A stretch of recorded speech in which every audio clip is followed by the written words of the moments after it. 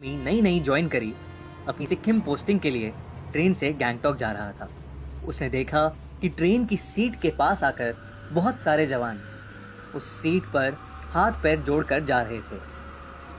वो सीट एकदम खाली थी और सीट के नीचे दो बड़े बड़े बक्से पड़े हुए। रमेश को कुछ समझ नहीं आया तो वो अपनी आंखें बंद करके सो गया।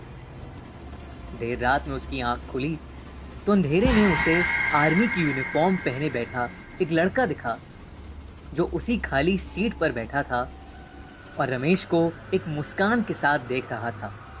उसे देखते ही रमेश थोड़ा घबरा गया और उठ के बैठ गया। रमेश ने जब उस लड़के से पूछा कि क्या वो सीट उसकी है तो उस लड़के ने आंखों के इशारे से हाँ कहा।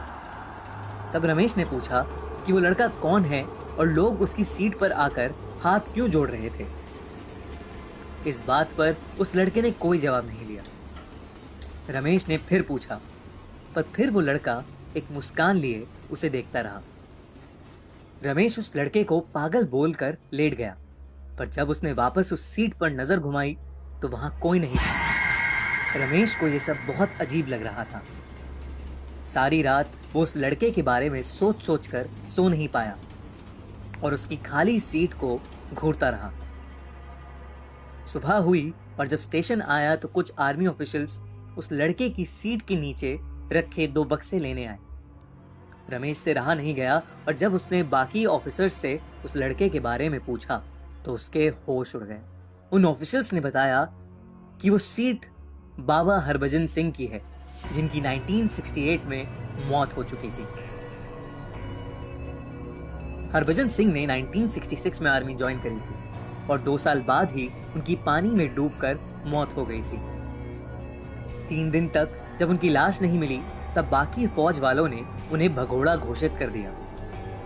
पर एक रात वो अपने दोस्त के एक सपने में आए और उनका शव कहाँ मिलेगा वो बताया। जब आर्मी ने सर्च किया तो उनका शव उसी एग्जैक्ट जगह से मिला। तब से लेकर आज तक हरभजन सिंह फौजियों के सपनों में आकर उन्हें दुश्मन के प्लान्स के बारे में पहले से ही बता देते हैं। इस तरह वो इंडो चाइना बॉर्डर पर 40 साल से इंडिया की रक्षा करते आए। कहते हैं रात में पहरा कर रहे फौजियों की अगर आंख लग जाती है तो वो उनको चाटा मारकर सतर्क भी करते हैं। इतना ही नहीं, इंडियन आर्मी भी इस बात को मानती है कि उनकी आत्मा अभी भी बॉर्डर पर ड्यूटी कर रही है और उनको कैप्टन का दर्जा और बाबा की उपाधि भी दी गई है। उनके नाम का एक मंदिर भी बनाया गया है जहां उनका एक कमरा है। हर रोज उनका बिस्तर बिछता है और उनकी यूनिफॉर्म और जूते वहां रखे जाते हैं।